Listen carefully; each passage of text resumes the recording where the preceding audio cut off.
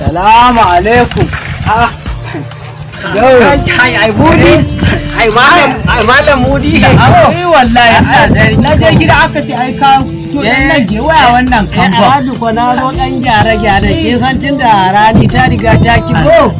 To sai muke son za mu dinga kawo dan mirika muna saka shi aikin nan saboda kada ta tafi yawan banza. Ai da rage dama bana na aka yi rasuwan nan. Nace to tunda juma'a an tafi bari mu zo mu yi gaisuwa. To ya hakuri. Hakuri ai ya zama dole. Gaskiya. Tunda dai idan kika tsaya kika duba. Kika ga cewar kyano saniyan mu da hiki. Saniyan mu fa da hiki fa. Kuma ƴaƴa biyu take aihuwa. Ika haihe ta mutu. To ai na ga shanuwa. Dake ita ke da aikin shanun nan. Ta fi kowa gida ta fi kowa haihuwa ƴaƴa biyu take wata mutu. Muka yi hakuri ballanta na biyu madan ta mutu kuma. Juna fa kanwarka na gani ita mai rai wannan kuma da take za a yanka. Ai ki kyala maganan Juma ana maganan saniya kina maganan Juma saboda Allah.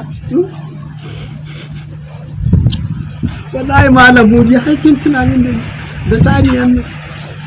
Da ma sha kika tukuna Allah ya saniyan Allah ya dawo da wani. To Allah ƙara hakuri. To shikenan nagode.